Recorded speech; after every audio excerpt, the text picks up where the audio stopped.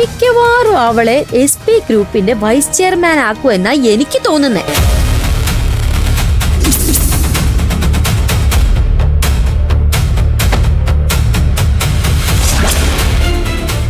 Daddy അങ്ങനെ പറഞ്ഞോ? നഹി, അങ്ങനെ തെളിച്ച് പറഞ്ഞില്ല. മേരി അനുമാൻ ഹേ. പരന്തു ചൈത്ര ബേട്ടയും ആര്യം ബേട്ടയും ആ അയോഗ്യ ലടുക്കിയെ കൊണ്ട് തകർക്കാനാ ഭയ്യയുടെ പ്ലാൻ. നിങ്ങൾക്ക് മേലെ അവൾ വരണമെങ്കിൽ വൈസ് ചെയർമാൻ ആവാതെ പറ്റുമോ? കമ്പനിയിലെ വിനയപൂർവ്വം പെരുമാറുന്ന ഞാൻ മാത്രമാണെന്നും പയ്യ സ്വാമിയോട് പറഞ്ഞു. അതുകൊണ്ട് ഇതൊന്നും എന്നെ ബാധിക്കില്ല. പക്ഷെ ബേട്ടിയുടെ ആര്യം ബേട്ടയുടെ അവസ്ഥ മോശമാണ്. वो तुम्हें बर्बाद कर दूंगा, പുറത്താക്കും. അതൊന്നും നടക്കില്ല. ഞാൻ ജീവിച്ചിരിക്കുമ്പോ നമ്മുടെ കമ്പനിയിൽ എനിക്ക് മുകളിൽ ഒരു അവകാശവും ഉണ്ടാവില്ല. ഞാൻ അത് സമ്മതിക്കില്ല.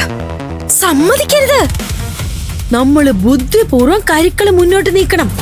ഇനി ബുദ്ധിയും കുബുദ്ധിയും ഒന്നുമില്ല, നേരിട്ടുള്ള യുദ്ധം തന്നെ.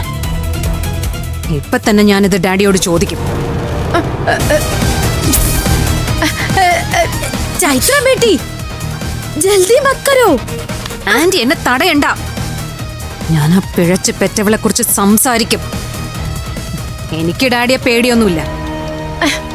അതല്ല ബേട്ടി, ബേട്ടിക്ക് ഈ സാരി ദുനിയാവില് ആരെയും പേടിയില്ലെന്ന് എനിക്കറിയാം.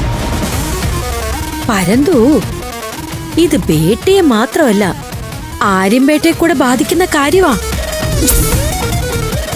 അതുകൊണ്ട് നിങ്ങൾ രണ്ടുപേരും ഒരുമിച്ച് നിന്ന് ഭയ്യോട് ഫൈറ്റ് ചെയ്യണം. ബുദ്ധിശാലിയായ മിഥുൻ ബേട്ടയും നമ്മുടെ കൂടെ വേണം.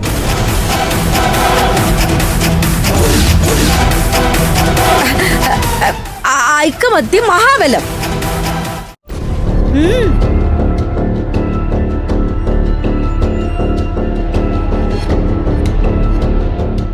ആന്റി പറഞ്ഞത് ശരിയാ. പക്ഷേ ഏട്ടനെ ഇതൊക്കെ അറിയിക്കുന്നതിന് മുമ്പ് എനിക്കൊന്ന് ആലോചിക്കണം. പിന്നൊരു തലവേദന ആവരുത്.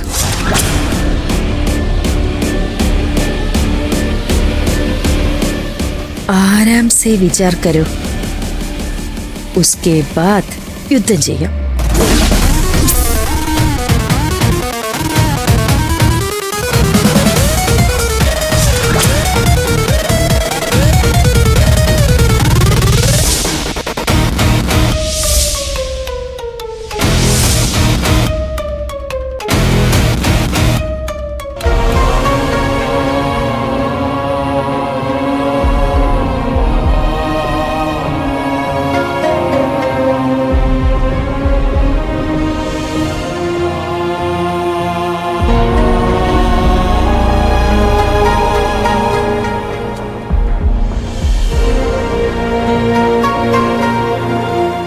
ആര്യ,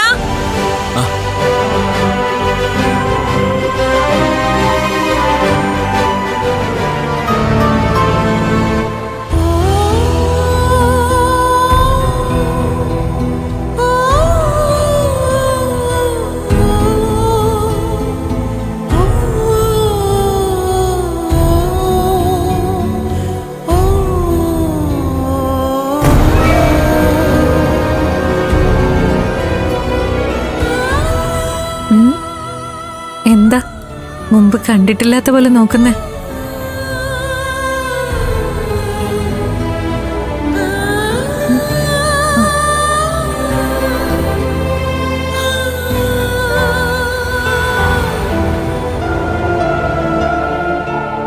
മുമ്പ് കണ്ടതുപോലെ അല്ല ഇന്ന്.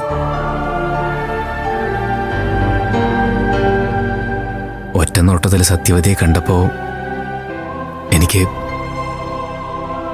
എനിക്കെന്റെ മമ്മിയാന്ന് തോന്നി.